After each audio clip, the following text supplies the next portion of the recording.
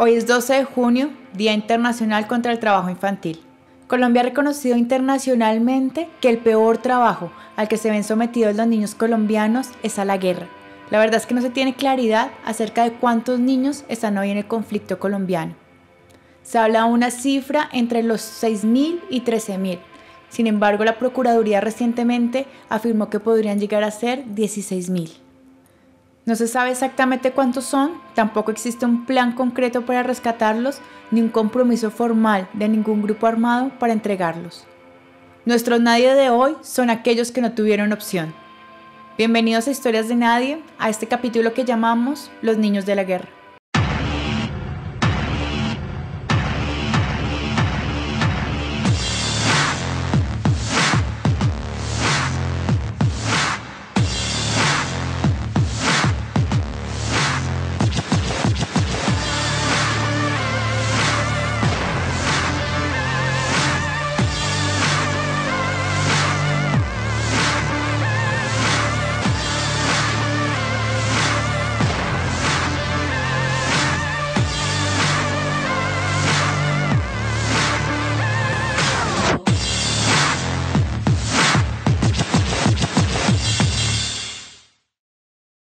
Nuestro protagonista de hoy es Matías, que cuando tenía 8 años ingresó a las filas de las FARC y un día, cuando tenía 14, decidió escaparse. Pero antes de hablar con él, para contextualizar su historia, hablamos con Benjamín Pava. Benjamín es el terapeuta que nos presentó a Matías, porque dirige desde hace años una fundación que se dedica al tránsito de estos niños de la guerra a la sociedad. Por esta razón, recopiló miles de historias sobre el reclutamiento infantil en Colombia. Y esto fue lo que nos contó.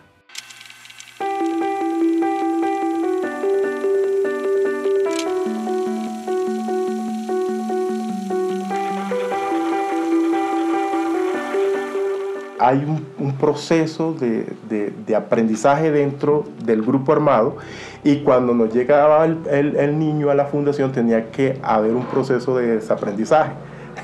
Entonces era como desaprender e incluirlos en una vida cotidiana de civilidad, porque venían en una vida de un régimen militar al cual ellos ya estaban acostumbrados a obedecer. Entonces nosotros teníamos que tranquilizarlos y decir, no, ya la guerra se acabó.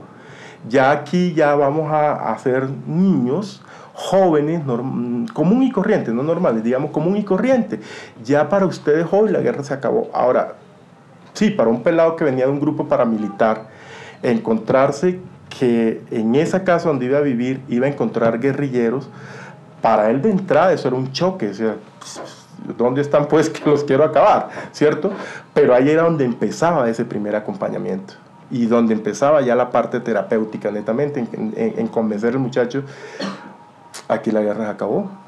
O tú perdiste la guerra o te entregaste.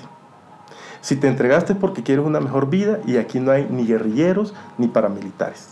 Aquí habemos unos seres humanos que van a vivir contigo y que tienen una intención de salir adelante. Bienvenido si quieres salir adelante.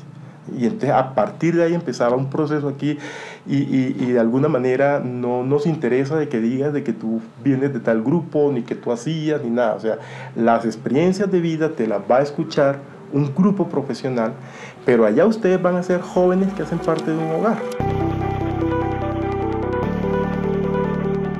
Definitivamente la ausencia del Estado en las diferentes regiones es que también permite eso, ¿cierto?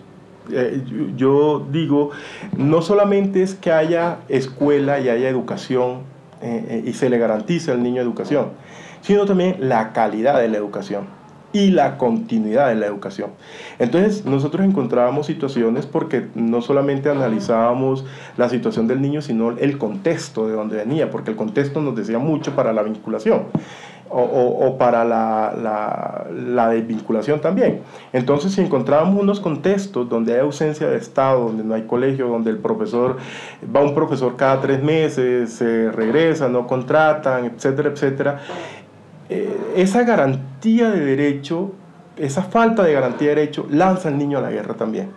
donde no existen programas recreativos para los niños, donde no existen acompañamiento por otro tipo de programas del Estado y hay ausencia total del Estado, pues es una comunidad que está a la deriva de lo que primero llegue, ¿cierto? Y además que normalmente en esas zonas donde hay ausencia de Estado hay pobreza.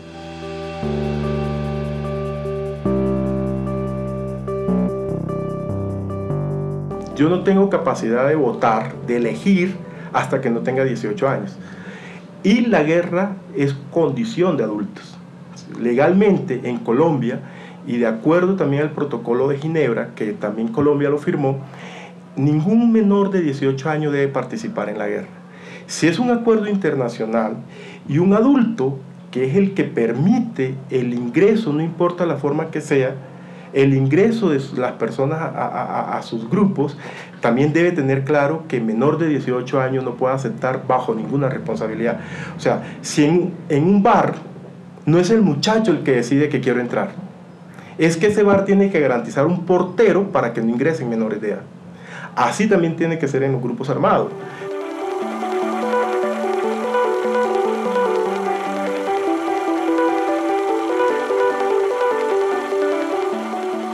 En Colombia sabemos que hay guerra, pero no queremos escuchar nada de guerra. Ya nos han metido tanto de guerra y cualquier cosa que nos hable de guerra nos vuelve vulnerable. Entonces, yo creo que ese miedo de los colombianos está presente ahí y cualquier persona que nos diga que participó en la guerra, inmediatamente lo vemos como alguien que nos puede hacer daño y la retiramos. Si vemos una persona que estuvo en la guerrilla y que está en mi empresa, creo que esa persona me está haciendo inteligencia, creo que le va a informar un grupo armado, me siento vulnerable porque me pueden secuestrar. Entonces, entiendo las dos partes, ¿cierto? Entiendo el empresario que tiene esa prevención por la experiencia de guerra que hemos vivido, sobre todo el secuestro, pero también entiendo el que ya hizo la paz. Es que la paz no es una firma. Entonces yo diría que yo no tengo que ponerle condiciones a ellos. A mi casa llega un vecino y yo no le pongo condición. Entonces, si ya va a ser mi vecino, que viva como mi vecino, no importa dónde venga, ¿cierto? Y yo diría que esa sería la sensibilización que tendríamos que tener la comunidad, la posibilidad de aceptar, de vivir con él y darle el espacio vital que tienen derecho en nuestro país de convivir donde ellos quieran hacerlo.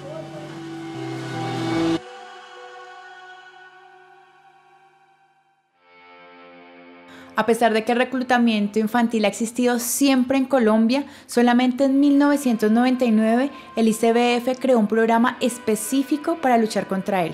Desde ese día hasta hoy, el ICBF ha atendido a 5.708 niños. Sin embargo, esta cifra no es ni la mitad de los niños que hoy se presumen que están combatiendo. Colombia tiene la cifra más alta de reclutamiento infantil por conflicto interno en el mundo. La Defensoría del Pueblo asegura que en un promedio 10 niños son reclutados al mes en Colombia. Hablamos con Ana María Ferguson, la directora de protección del Instituto Colombiano de Bienestar Familiar, y esto fue lo que nos dijo.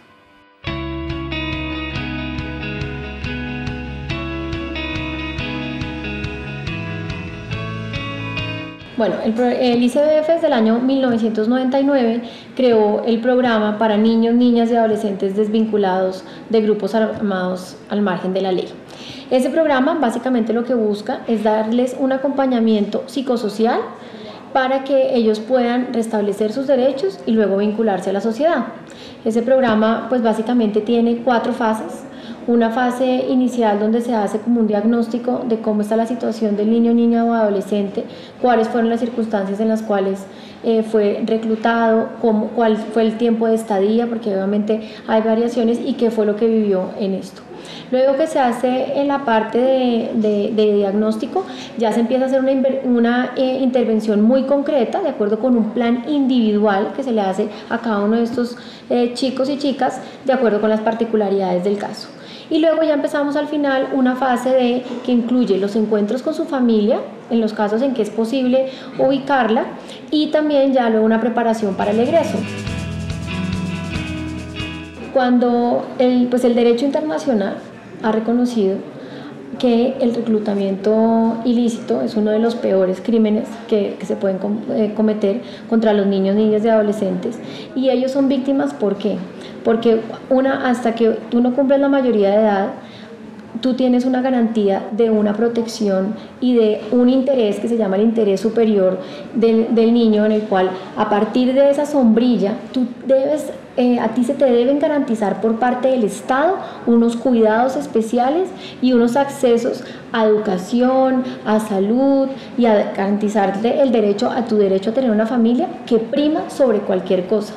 Cuando el Estado, cuando la sociedad no le garantiza como ese círculo de protección de derechos a ese niño por diferentes circunstancias, y en esta, que es la peor de todas, que es que sea vinculado a la guerra, él es considerado una víctima. Nosotros tenemos que recordar, cuando vemos a estos niños, niñas y adolescentes, que son niños que en vez de estar estudiando en una escuela, estaban con las armas, que a diferencia de estar jugando como otros en el parque, estaban seguramente cometiendo actos ilegales dirigidos por los diferentes grupos armados ilegales. Entonces no hay forma de no pensar en uno de estos chicos y recordar que ellos realmente son víctimas, porque no les garantizamos como sociedad y como Estado unas posibilidades de desarrollo que cualquier niño, niña o adolescente debe tener.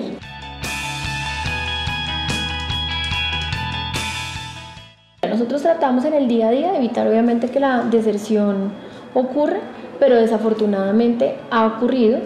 El tema también es difícil para algunos de ellos acomodarse nuevamente a vivir en un espacio diferente, un espacio donde además tienes una atención constante psicológica, donde te están preguntando, donde están mirando tu proceso, y hay algunos de ellos que finalmente como que no se logran acomodar a esto. Y también hemos tenido algunos casos en los que, por ejemplo, en los casos en que tenemos atención en algunas ciudades grandes, también el hecho de volver a vivir en una ciudad no logran encajar en esto, entonces tenemos esas deserciones. Yo creo que parte del éxito del programa es que sea voluntario y que ellos realmente crean en esto, y nosotros pues tomamos todas las medidas no coercitivas sino de convencimiento, de acompañamiento, y cuando vemos que de pronto hay alguno que está entrando en algún tipo de crisis, pues tratamos de fortalecer la intervención con la Defensoría de Familia para evitarla, y en eso hemos estado trabajando, porque realmente no debería ocurrir. Lo que hace el Estado, digamos, el esfuerzo que ha hecho el Estado es facilitarles a ellos, de acuerdo con la oferta estatal que tenemos, la posibilidad de acceder a educación para el trabajo en la mayoría de los casos, y en eso pues realmente la agencia líder de ese tema es la Agencia Colombiana para la Reintegración, porque pues es la que tiene ya la batuta en lo que tiene que ver con cuando cumple la mayoría de edad y una formación que pudiera ser profesional. Ahora, en lo que tú mencionas de cómo puede aportar la sociedad, y si nosotros nos empezamos a preguntar en el día a día yo cómo puedo aportar, pues las universidades, tanto públicas como privadas, podrían fácilmente dar unos cupos de becas específicos para estos adolescentes o jóvenes ya en este caso, que requieren estudiar.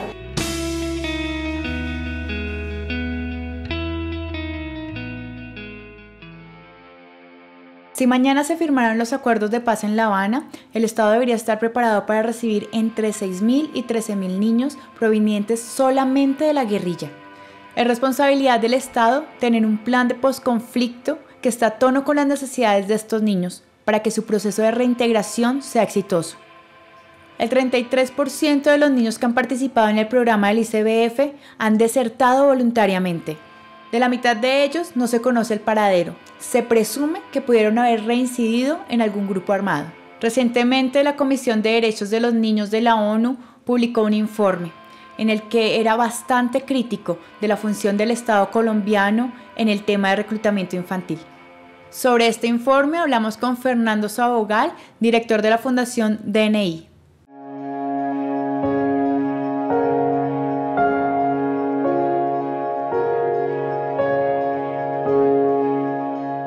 Pues infortunadamente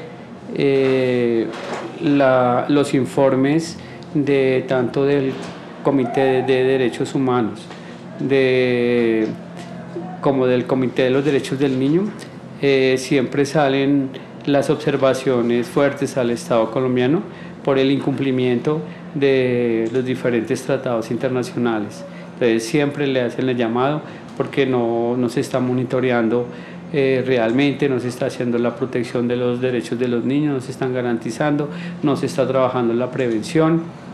Últimamente, por ejemplo, con el informe que vinieron acá los relatores especiales sobre el informe que hace el Estado colombiano al Comité de los Derechos de los Niños, que es el órgano encargado de vigilar la aplicación de la Convención, es muy claro, ahí están: continúa el reclutamiento de niños y niñas en los conflictos armados, se sigue dando, no se sigue aplicando, no se sigue protegiendo el derecho a la vida, no se siguen protegiendo la escuela, se siguen utilizando niños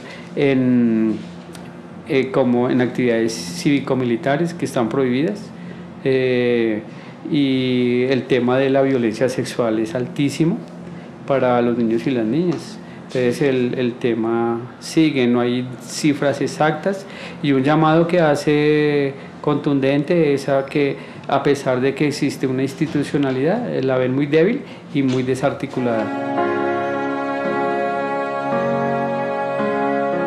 Porque ese reclutamiento se da por diferentes maneras, pero básicamente es desatención y falta de oportunidades del Estado.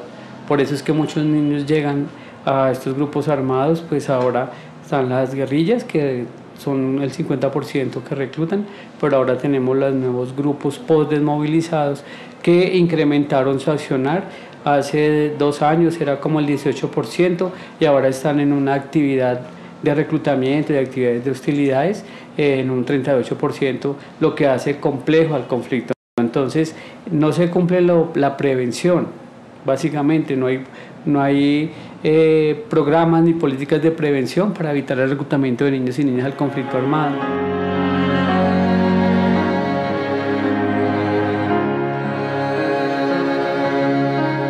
Por ejemplo, también en esas regiones que se llevan a las niñas 8 o 15 días para los campamentos para que sean utilizadas en la prostitución de los grupos armados.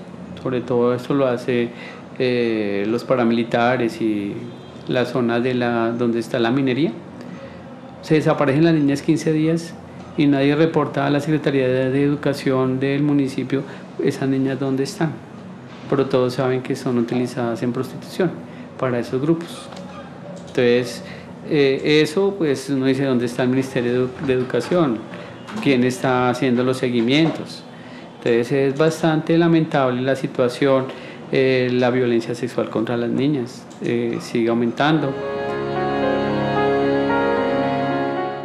Como lo del conflicto armado se ha polarizado mucho, entonces hay unos estigmas muy fuertes sobre los niños y niñas que han hecho parte de grupos armados.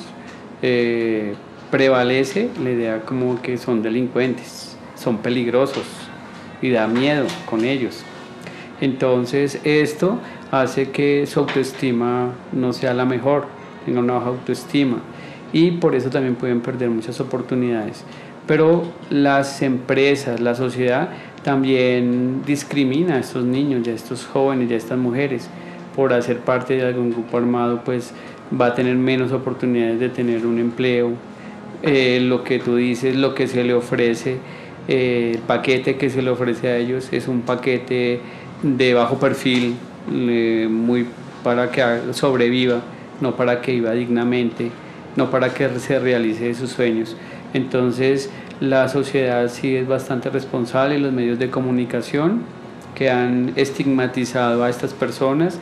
O sea, lo importante con esto de las víctimas es darles el rostro a las personas para que la sociedad entienda que detrás de esos niños que han estado en los conflictos son personas, hay familias y hay unas historias de vida.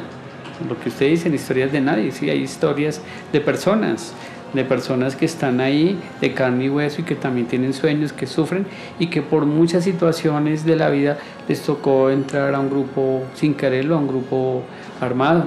Entonces la sociedad debe entender eso, se debe hacer mucha pedagogía de que las personas y la gran mayoría de la sociedad entienda que son personas y que necesita la sociedad brindarle todas las oportunidades para que podamos tener la paz, ¿no?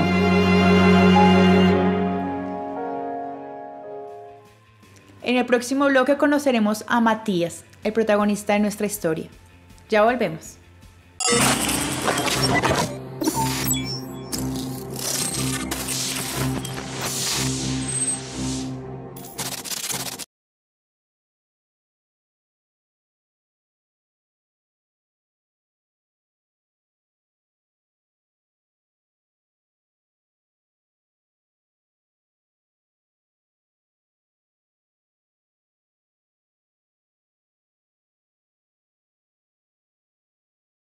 Había estado en el grupo armado desde los 8 años, cuando había huido de su casa, escapando de los golpes y el maltrato que le daba su padrastro.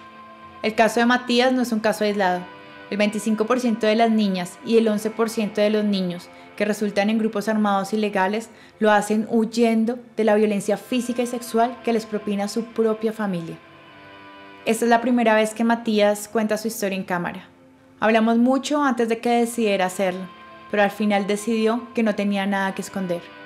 No tenía nada que esconder porque su historia es la historia de una víctima que salió adelante a pesar de las peores circunstancias.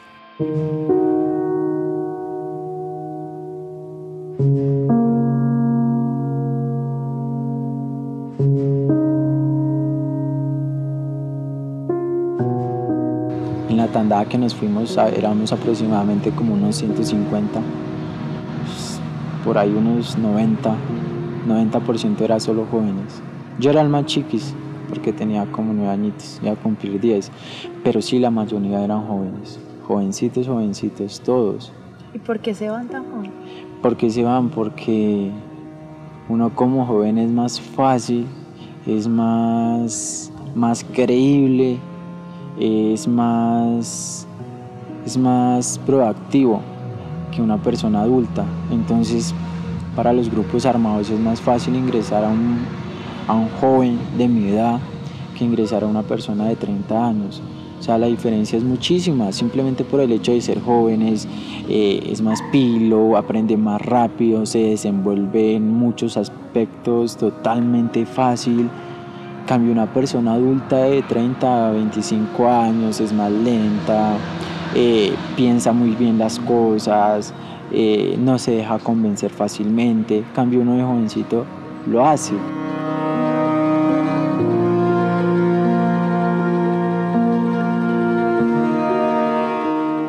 Yo identifico como 3 momentos, ¿no? Uno, cuando estabas en la niñez, cuando vivías con tu padrastro que te maltrataba. Otro, durante la guerrilla. Sí. Y otro, después de la guerrilla, ¿no? Entonces, ¿cuál es el momento que tú recuerdas como más duro de esos 3 instantes?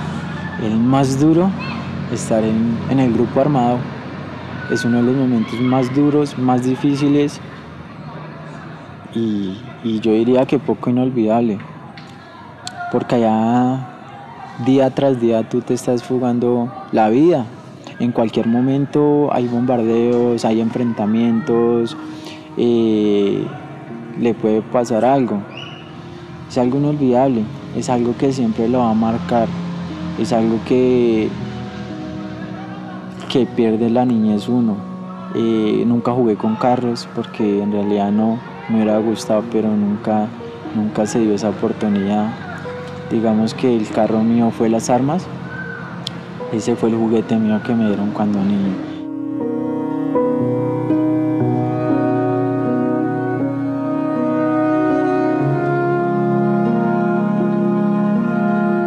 En algún momento dijiste, pues me decías hace un rato que a los 3 meses ya estabas arrepentido de entrar. ¿Qué fue eso? ¿Cuáles fueron esos momentos que dijiste, por qué me vine a este grupo? Uy, sí.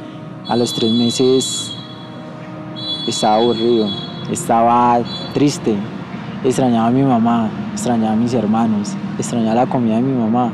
Entonces yo creo que ese fue una de los bajones que tuve, de muchos, que dije, uy, no, yo no estoy acá, yo no sirvo para estar acá. El entrenamiento son 6 meses donde te toca ranchar, donde te toca hacer trincheras, donde te toca acampar, donde te toca hacer chontos, donde te enseñan la disciplina, donde te toca trotar.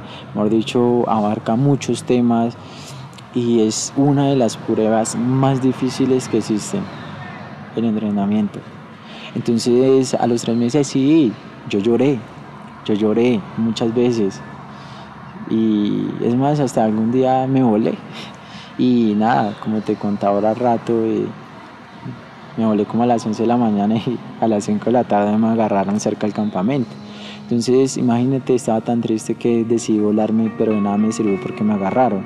Entonces esos son momentos que uno dice, uy, Dios mío, imagínate donde hubiera salido acto para fusilamiento, no estaría acá.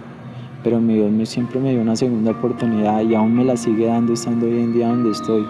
Entonces yo creo que sí, tuve un bajonazo en ese instante, pero después de que pasé todo ese proceso de los 6 meses, ya mi mente era diferente.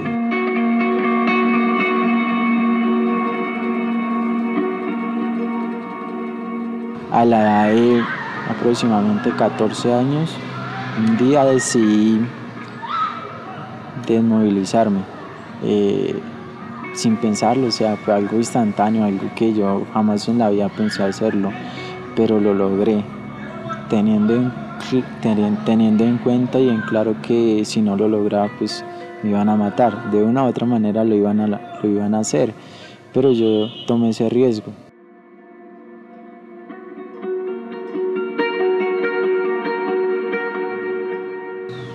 Cambiar de un momento a otro, eso fue algo muy importante en mi vida. Primero porque estaba dejando algo que me estaba perjudicando personalmente y emocionalmente. Y segundo, fue algo bueno porque estaba dejando un mundo lleno de guerra, lleno de violencia, a seguir con un mundo de esperanza, un futuro mejor, poder tener una familia, poder tener una persona a mi lado, compartir momentos bonitos, conocer más de la vida, darme una segunda oportunidad, porque fue darme una segunda oportunidad. Me sentía con otras metas diferentes. Obvio, eso no fue de la noche a la mañana, es un proceso muy largo, es un proceso de días, de años, y hasta el día de hoy sigue siendo un proceso, porque aún no he cumplido mis sueños, aún no he cumplido mis metas y falta mucho para llegar allá, pero con la ayuda de mi Diosito y con el empleo y con la berraquera que tengo, yo creo que lo voy a lograr.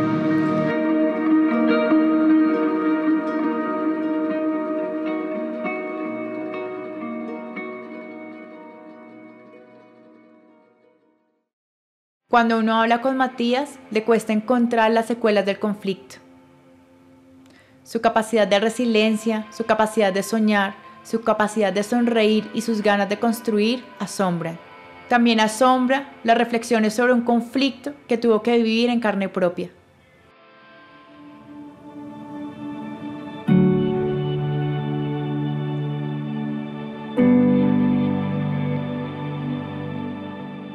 Una cosa es estar acá y que digan, uy, hubo bombardeos en tal parte, mataron tantos guerrilleros. Qué dicha por los soldados, porque son un triunfo, son unos objetivos y son unas metas. Pero yo que estuve allá, es lo más duro, es lo más triste, es lo más decepcionante que puede haber. Están en un enfrentamiento y saber que nos estamos matando entre nosotros, entre seres humanos, entre colombianos, incluso hasta familiares pueden ser. Entonces, yo que lo viví, son momentos difíciles, son momentos de angustia, son momentos de pánico, son momentos inolvidables, son momentos en que te van a marcar. ¿Por qué? Porque te estás jugando la vida en ese instante, en esos bombardeos, en esos enfrentamientos, tanto como el uno como el otro.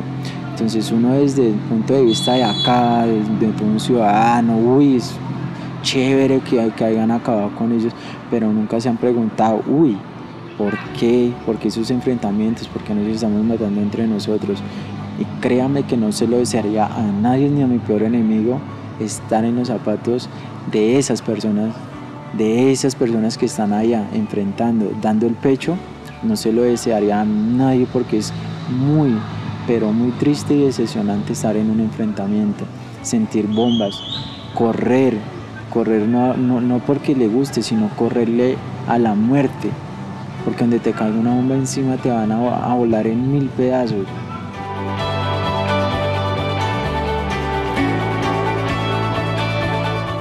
¿Tú hoy cómo vives cuando ves esas noticias de que mataron a tantos guerrilleros o mataron a tantos soldados? ¿Tú cómo la vives? ¿Qué sientes cuando ves de lado y lado? O sea, ¿te duelen igual los guerrilleros que los militares?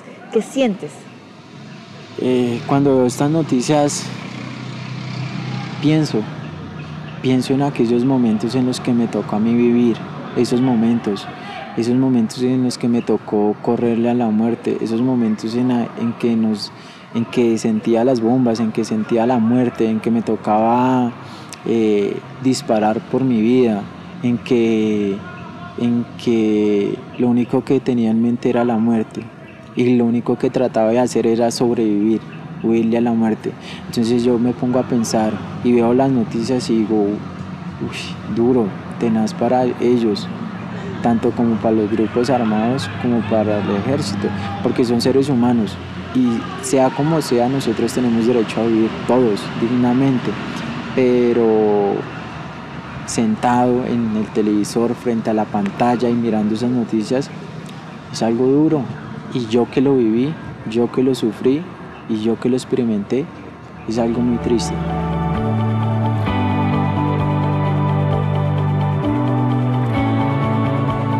Yo en mi trabajo, para mí es muy difícil decirle a un compañero, oiga, lo que pasa fue que yo alguna vez pertenecí a un grupo armado. ¿Por qué? Porque yo sé que me va a discriminar.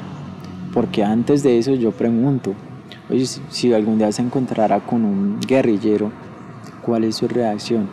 Entonces una vez hice eso, entonces esa nena y ese amigo me decía, uy no, tenaz, esos manes son unos matones. Yo les preguntaba por qué y ellos me decían, miren las noticias, cuántas personas no han matado, cuántas personas no han secuestrado.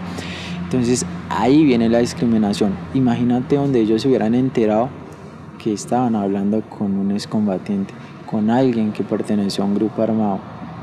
Entonces siempre he vivido con ese temor, como con esa barrera, con ese muro, y siempre tratando de ocultar mi pasado. ¿Para qué? Para tener un trabajo digno como cualquier colombiano, para tener un trabajo mejor, para tener unos ingresos bien, para tener unos ingresos de poder sobrevivir. Entonces yo creería que es eso, ¿no? La discriminación, el temor de decir, oiga, yo fui, pero ya no lo soy.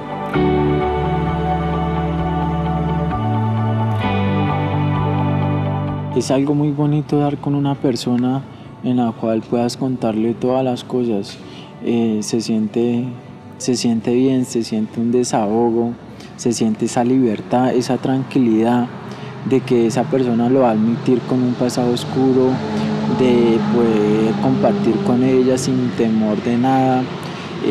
Sí, como te decía, es bien, se siente gratificante, y a pesar de esas cosas, aún sabiendo esa persona, lo apoya y se va para adelante, eres un guerrero, no me importa su pasado, lo que me importa es su futuro. Quiero que me demuestre y que se demuestre a usted mismo que en realidad está hecho para cosas grandes, está hecho para momentos muy bonitos, puede salir adelante.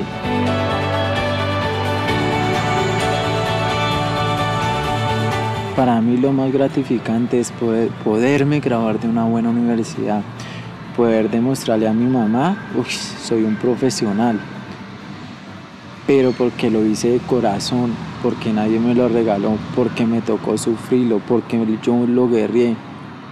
Entonces yo creería eso, que este mensaje, que esta reflexión, para aquellas personas que escuchen, para aquellas personas que lean, que piensen un poquito que hay personas que lo tienen todo y no lo valoran, pero hay personas que no lo tenemos todo y valoramos eso.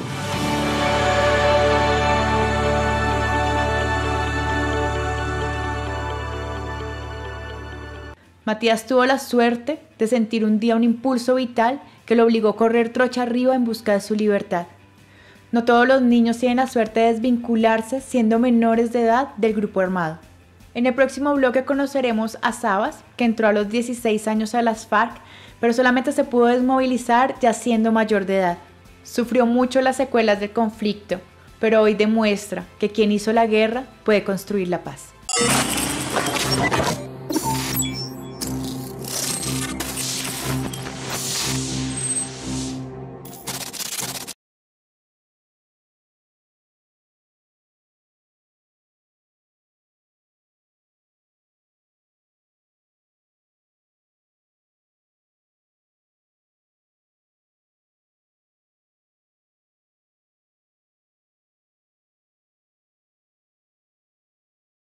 Sabas entró al grupo armado el día que un comandante lo reunió junto con otros chicos de su pueblo y les informó que desde ese día hacían parte de la guerrilla.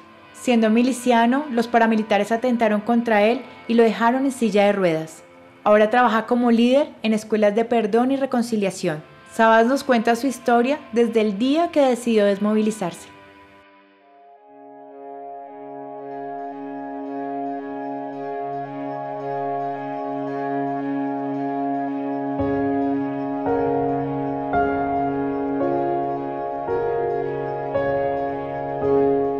Lo primero que hice fue contarle a mis hijos y a mi señora. Yo los mandé a llamar porque yo vivía solo, porque me daba miedo que ya cuando a mí me hicieron el atentado yo estaba con ellos. Y yo no quería que ellos volvieran a presenciar otro tipo de cosas así. Y si me van a matar, que me maten aquí solo. O que por matarme a mí vayan a matar o a herir a alguno de mis hijos. Eso no lo quería permitir. Entonces yo me fui a vivir solo. Entonces cuando yo tomé la decisión, yo lo primero que hice fue llamarlos a ellos, que fueran, y les conté. Y ellos primero que me dijeron, no, es tu decisión, hágale, nosotros te apoyamos en eso.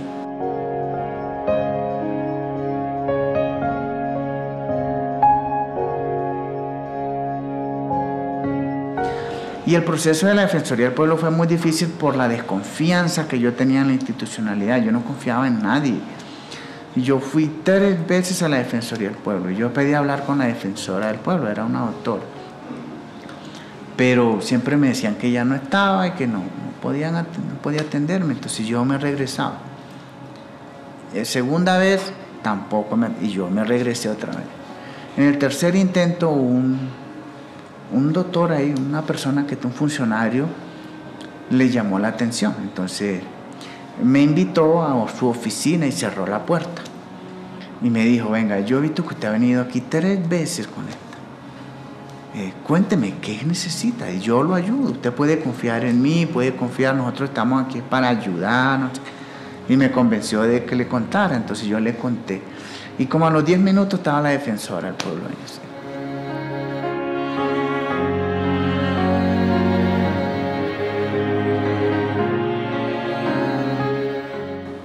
Y ahí empezó todo el proceso.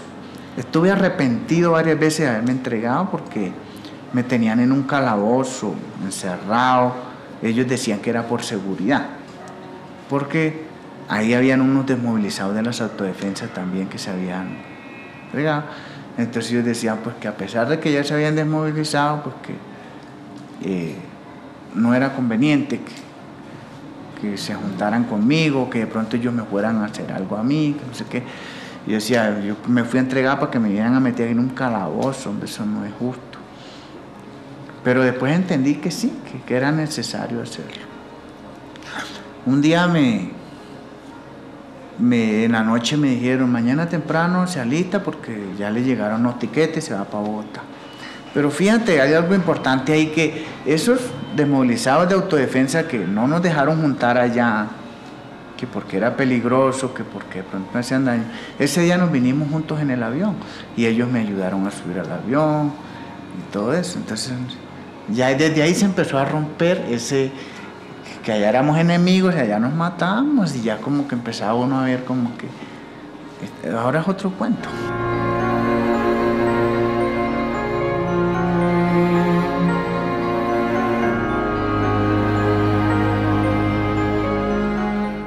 Para muchos compañeros es complicado porque en la FARC te dan la ropa, te dan los zapatos, te dan un arma, la comida, allá no tienes que comprar nada, tú no sabes administrar tu plata. Llegas aquí a Bogotá donde te van a dar, porque es poquito lo que te dan para sobrevivir, Si tú no sabes, una persona que ha vivido aquí en la ciudad hace milagros con esa plática, pero uno no, porque no saben administrar esos recursos, el poquito que le dan, y eso empieza a complicar aún más la situación. ¿Y cómo así que yo tengo que pagar arriendo? ¿Cómo así que yo tengo que pagar servicios? Porque la cultura es, uno no paga nada, y si no se lo dan, pues de alguna forma lo tiene allá, pero es como ese cambio de las costumbres, y empezar uno a que ahora es responsabilidad mía y no es responsabilidad del otro darme o decirme qué debo hacer, sino que ya... Y eso ha caído en que muchos compañeros se desordenen completamente, porque tú vienes de un orden cerrado donde hay una estructura de mando, de un comportamiento que tú debes tener allá, porque una disciplina, llega donde tú puedes hacer lo que te dé la gana. Entonces eso ha permitido que muchos compañeros como que se desordenen completamente.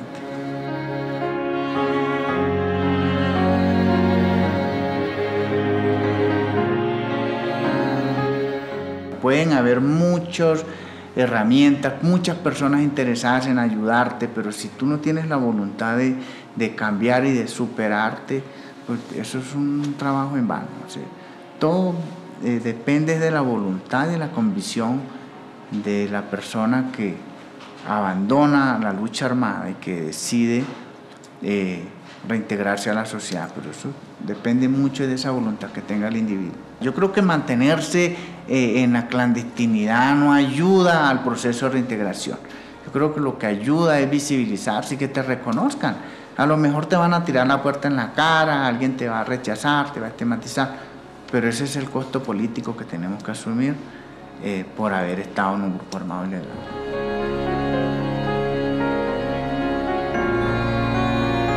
Yo creo que la paz no es la desmovilización de las FARC o de cualquier grupo armado ilegal.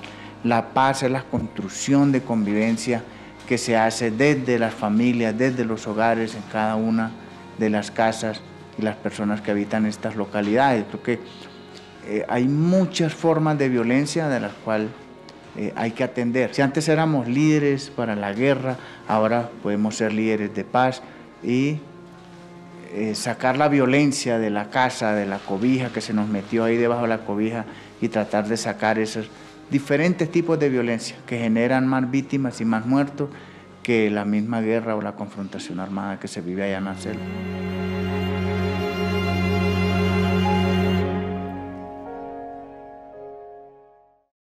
Sabas me dice que el secreto de una reinserción exitosa es el apoyo familiar, tener objetivos claros y la posibilidad de lograr esos objetivos en su nuevo rol en la sociedad.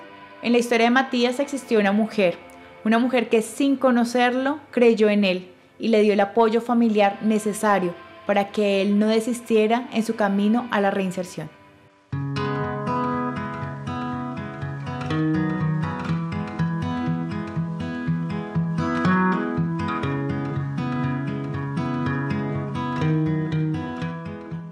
Yo tenía lesmanosis cuando salí de allá, la tenía bastante avanzada, pues estaba en control allá, pero no era lo mismo estar allá, estar acá. Estaba en el hospital en Gativá, acá en Bogotá, y nada, pues solo porque nadie se iba a visitarme.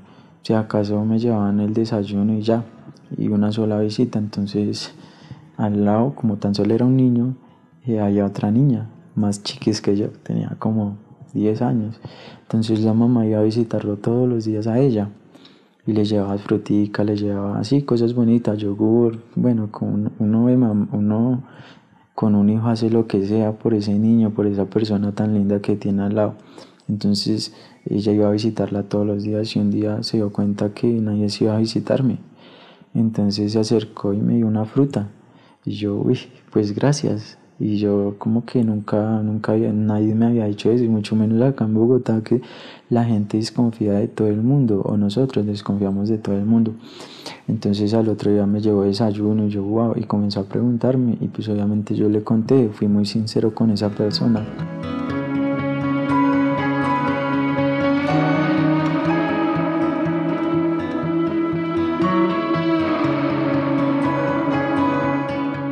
Y bueno, la hija salió se recuperó y logró salir, y después ella seguía visitándome como si yo fuera alguien de ella, o sea, como algo bonito, algo wow, ese niño es conmovedor. Entonces duré como 2 meses, y esos 2 meses ella siempre estuvo allá. Yo le conté, y una vez conocí a mi trabajadora social allá porque fue a visitarme a ver cómo estaba. Y nada, hoy en día le doy gracias a esa persona porque estoy acá sentado en esta casa, estoy sentado donde esa persona hace más de 8 años estuvo pendiente de mí, y hoy en día me está brindando un apoyo emocional, un apoyo de cariño, una confianza y un respeto y amor como ese sobrino. Y yo también la quiero mucho, a pesar de las cosas, a pesar de mi pasado tan oscuro, siempre estuvo ahí, siempre estuvo pendiente de mí, sin importarle nada, y me abrió las puertas de su casa como si fuera un familiar. Entonces, gracias a esa persona, en ese momento tan crítico, en ese momento tan difícil de mi vida, me dio la mano, y sí, es Angelito. Hoy en día es mi tía y la quiero muchísimo.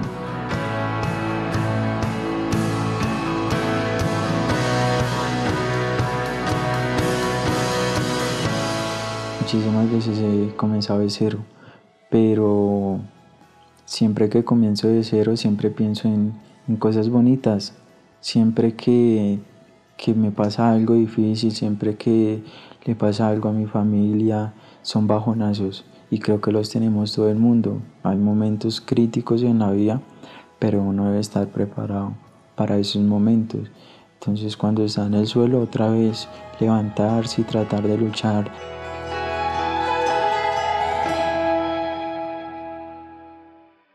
Los niños y niñas que han sido reclutados por grupos armados son víctimas, y como víctimas el Estado y la sociedad colombiana debemos repararlos. La mayoría de ellos solo buscan y necesitan una segunda oportunidad. Nuestro deber como sociedad es no olvidarlos, también es abrirles un espacio para que puedan retomar esa segunda oportunidad, para que en esa segunda oportunidad puedan ser libres y cumplir sus sueños. Tarde o temprano se va a firmar la paz, y cada uno de nosotros en nuestro lugar debe estar preparado para recibir a estos niños que vienen de la guerra, para recibirlo en los colegios con nuestros hijos, para recibirlos como compañeros de trabajo cuando sean adultos, para recibirlos en nuestra sociedad. Cada persona que se desmoviliza es un combatiente menos, y la sociedad colombiana debería aplaudir cada uno de esos gestos de paz. Matías, en un acto de valentía, ha dado el primer paso en nombre de muchos chicos desvinculados. Ha mostrado su rostro, ha mostrado su historia, para que los colombianos tengamos un recorderis de todos los niños que día a día sufren el conflicto armado en carne propia. Esto fue Historias de Nadie. No olviden comentar, compartir y difundir. Nos vemos en 8 días. Muchas gracias.